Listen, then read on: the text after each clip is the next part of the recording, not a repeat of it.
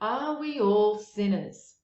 Well, to answer that question, we first have to understand exactly what sin is.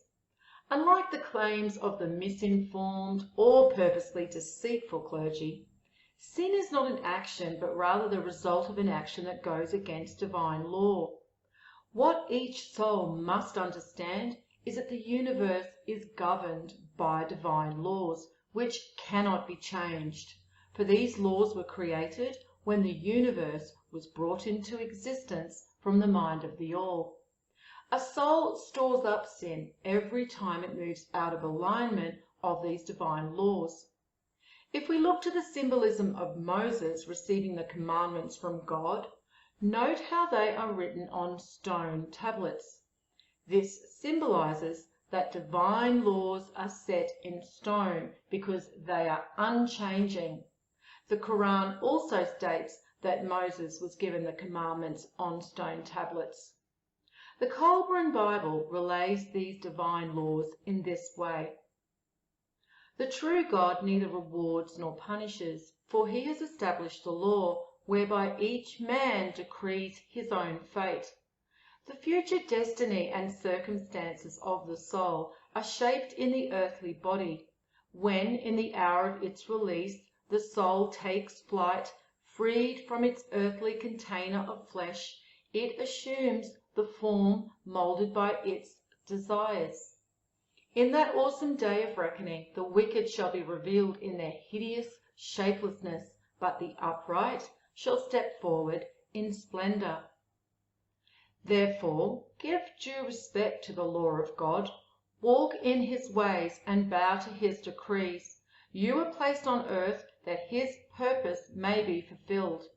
Therefore, fight not against his will, nor rebel against his laws, lest you bring about your own destruction. God will not destroy the transgressor of his law, for he will destroy himself. Each man ultimately decrees his own fate and receives his reward or punishment according to the law. So it is in error that people believe God is forever judging each man based on his own personal feelings.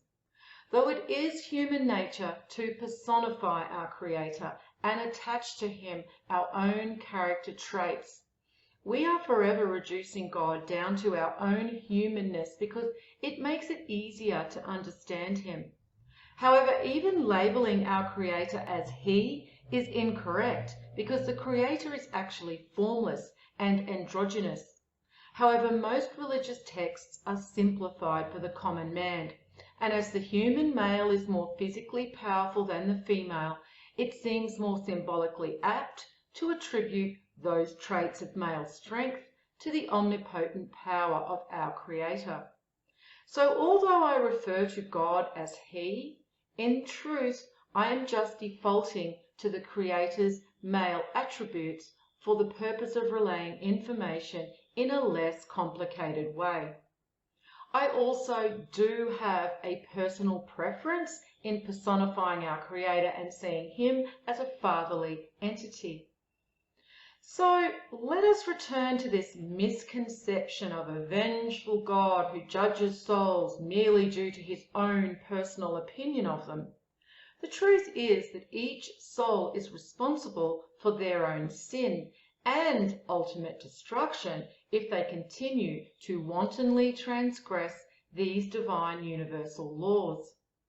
These laws are basic to understand and are often known as the 7 deadly sins or the 10 commandments, and it really can be reduced to any deceitful or selfish and indulgent action.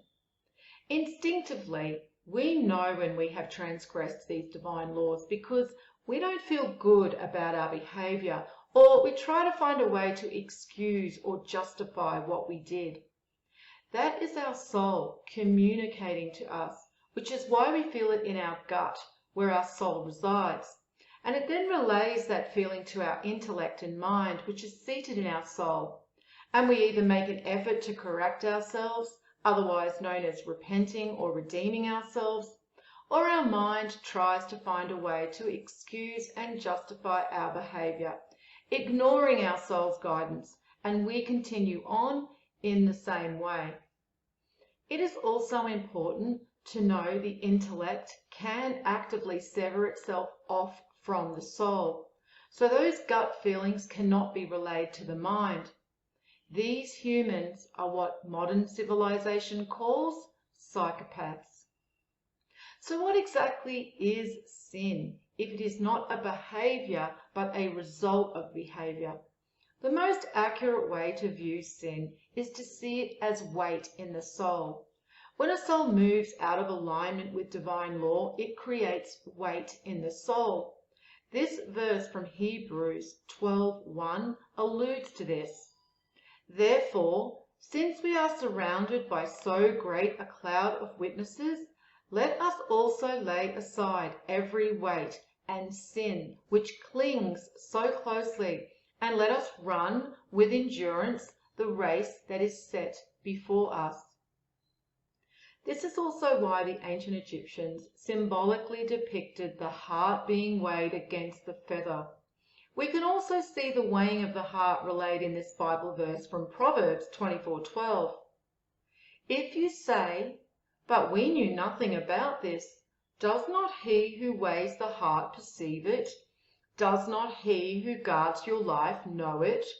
Will he not repay everyone according to what they have done?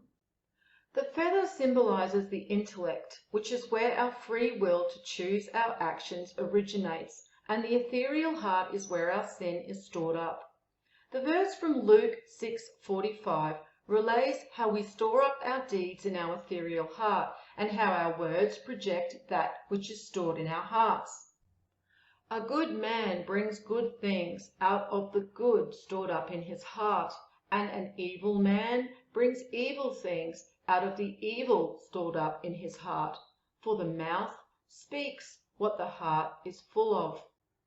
The ancient Egyptians also symbolically relayed that if a soul does not pass the weighing of the heart at the end of the great year, it cannot move into the golden age of the following great year, which the ancient Egyptians called Sekhet Aru, the destination for all souls who had passed the weighing of the heart and were granted rebirth. Those souls with hearts that did not pass the weighing were consigned to the abyss, which was symbolized by the devourer of souls, Ammit, and the soul's identity is erased. This is also what is known as the second death. We can see similar references to the weighing of the heart in the Christian symbolism of the Last Judgment, as it is also mentioned in this verse from Corinthians 4:5. Therefore do not pronounce judgment before the time, before the Lord comes, who will bring to light the things now hidden in darkness, and will disclose the purposes of the heart. Then each one will receive his commendation from God. This weighing of the soul is also symbolized in Christianity by the depiction of Archangel Michael holding the scales to weigh the souls of people on Judgment Day. The Archangel Michael is also represented in the tarot on the judgment card, which is number 20. In the decoding of the tarot symbolism in the mystery teachings of ancient Egypt, we see that the number 20 is associated with the ethereal heart. The ancient Greeks also relayed this weighing of the souls in their own mythologies, which was known as psychostasia. In one myth, Zeus determines the fates of Hector and Achilles by weighing their souls on his golden scales. Not only does the weight of sin in our ethereal hearts determine whether a soul will continue on to be reincarnated in the next great year after the Last Judgment, but it also determines our place on the ethereal plane in between each physical incarnation.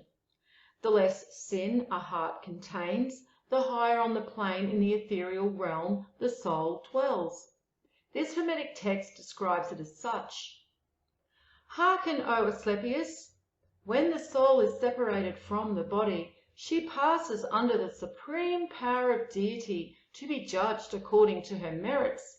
If found pious and just, she is allowed to dwell in the divine abodes, but if she appears defiled with vice, She is precipitated from height to depth and delivered over to the tempests and adverse hurricanes of the air, the fire, and the water. Now let us look into the symbolism behind the Genesis Bible verse regarding sinful Eve eating the forbidden fruit of the tree of knowledge. To begin with, nowhere in the verse does it relay that what Eve did was sinful. However, let's look more deeply into the symbolic meaning behind this verse. Before Adam and Eve ate from the tree of knowledge, they were completely innocent because they did not have access to any knowledge or understanding of themselves. This is symbolically relating to them not having self-awareness, and without self-awareness, a soul cannot sin. Once they possessed knowledge, they were self-aware and then had the ability to transgress divine law. This is why a baby cannot be a sinner, because a baby is not self-aware and therefore cannot be consciously acting in a way that creates sin. It is only when the child is self-aware and has an understanding of their place in their environment that they can choose to act in deceit. However, the deceit of a child not telling the truth to escape punishment or to secretly take a sweet from the candy jar is very different to the deceit of an adult soul who has full self-awareness and continually chooses to act against universal law. Babies are also not born sinners, as some misguided or deceitful clergy teach their flock. Each physical incarnation of a soul begins with a clean slate. However, at Last Judgment, at the end of the great year, all our deeds during our collective incarnations will be brought into account. The Zohar explains it in this way. All souls must undergo transmigration, and men do not understand the ways of the Holy One, blessed be He. They know not that they are brought before the tribunal, both before they enter into this world and after they leave it. They know not the many transmigrations and hidden trials which they have to undergo, nor do they know the number of souls and spirits which enter into the world and which do not return to the palace of the heavenly King. Men do not know how the souls revolve like a stone which is thrown from a sling, but the time is drawing nigh when these hidden things will be revealed. So, are we all sinners? Yes, every soul will collect sin during their physical incarnations. However, the difference is whether a soul makes amends and works to redeem oneself when they have acted in error and then endeavours to do better. As John 5:17 says, all wrongdoing is sin, but there is sin that does not lead to death. I will finish with this teaching from the Colburn Bible, which warns against a soul being deceived by the illusion of the physical world and living a life motivated only by serving materialism and physical desires. They have been deceived by the trap of earthly conditions. They have fallen prey to the alluring phantoms of the senses. They are entangled in a net of delusion. They wander in the deep fog of illusion. They are slaves to their urges, captives of their cravings. They are bound and helpless in a chariot drawn by runaway horses, carried swiftly towards the yearning abyss. Weak men become drunk with the heady draughts of power and riches. They are carried away by their own arrogance and conceit. They try to turn earthly conditions towards serving their own ends and struggle futilely against the law. Willing slaves of arrogance and selfishness, helpless victims in the stormy seas of rage, lust, and violence. These servants of evil hate the divinity within themselves. They hate and fear the small, still voice inside. They stifle it. They smother it under the loud clamour of gaiety. They seek solace in strong wine, in sense-stimulating entertainment, and in spirit-poisoning drugs. stand aside. Let them be carried swiftly to the place of sorrow and vain regret.